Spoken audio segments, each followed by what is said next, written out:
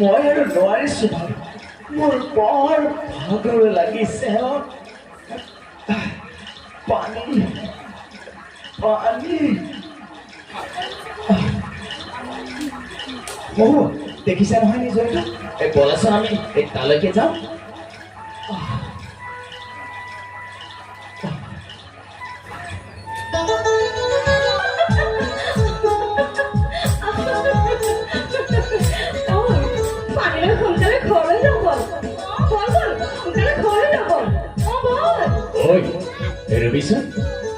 অলপ পানী দিয়া, ভাগৰত অন্তঃসত্ত্বা শুকাই গৈছে।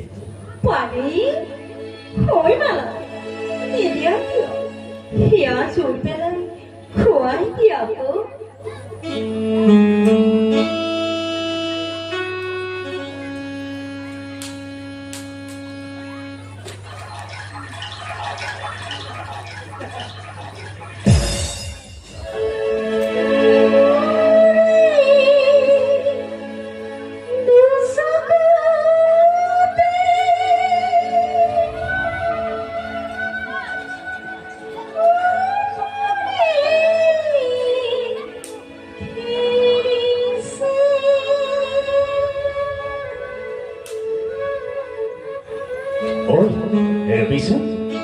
একা বেকা পথেৰে পাহাৰ বগাই বগাই আমি ভাগৰত ক্লান্ত হৈ পৰিছো।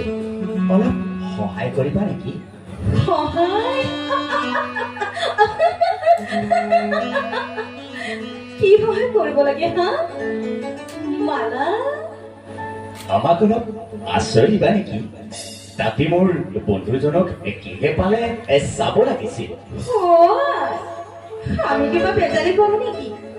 এই মানে মালাইহে বেজৰ একমাত্ৰ নাতিনি, কিবা সহায় লাগিলে তাৰে কৰিব দে। পিছে পিছে কৰফালনো আহিছা? আমি মানে সংগ্ৰহ সেই পাহাৰৰ এজন বৃদ্ধ বেজ থকা বুলি শুনিছো। বেজৰ কিছু তথ্য সংগ্ৰহ কৰিবলৈ আমি মানে ইয়ালৈ আহিছো। গাখীৰতেই মোহৰ ক্ষতি জেগাত আহি পাইছো। মালা লৈ গলা আকৌ। তেনেকে কৈ নেকি? আহ ককা ঘৰতে আছে, আহ।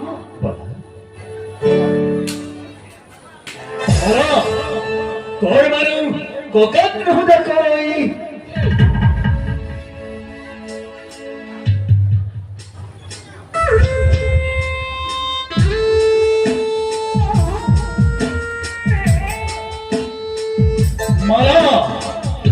চঞ্চলা যৌৱনটোৰ কেনেকৈ বান্ধিব লাগে মই ভালদৰে জানো। তই মোৰ কিমান দৰে দৰে থাকিব, এদিন নহয় এদিন নিজৰ কৰিমেই।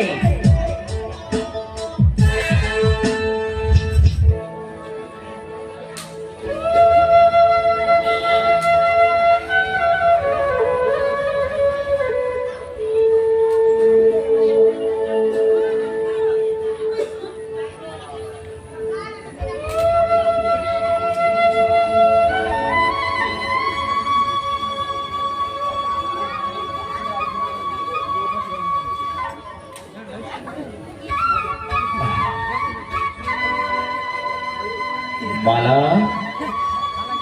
এইজনী পূজা ভাগ শেষ হবৰে হল, কাৰোৰে খা খবৰ নাই। শম্ভু শম্ভু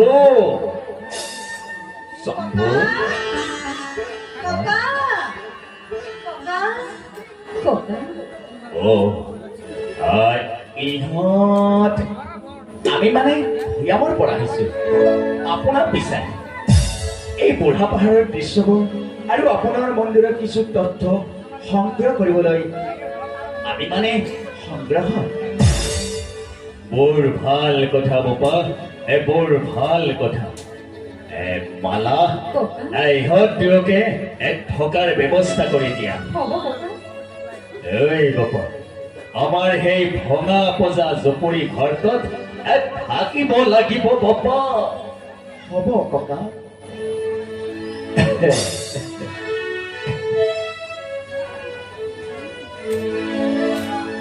নহয় মই আৰু নোৱাৰিছো মই আৰু নোৱাৰিছো মই হৈ দিওঁগৈ মই হৈ দিওঁগৈ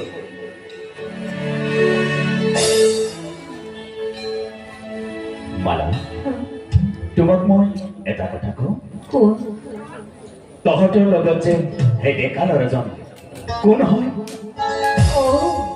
সম্ভৱ কথা কৈছা ককাই আমাক সৰুৰে পৰা লগত ৰাখিছে সি অলপ দুষ্ট স্বভাৱৰ মোৰ ওপৰত তাৰ সদায় বেয়া নজৰ সেয়েহে মই তাৰ পৰা দূৰে দূৰে থাকোঁ জানা মালা তোমাক মোৰ দুচকুৰ সপোন যেন লাগিছে দুটি ওঠৰ পৰশেৰে জীপাল হোৱা সুৰৰ দৰে দুপাৰ ভাঙি বৈ অহা সাগৰৰ বিশাল আদৰৰ সঁচা তুমি অহাবাদে সপোন অচিন কৰে নিচুকা অমি অমি জ্বলা হেঁপাহৰ তোমাৰ নামতেই মিলি যাব তুমি হোৱা গম্ভীৰ আছতীয়া মৰমেৰে ঢৌ তুলি থাকিবা বুকুতে মোৰ চিৰদিন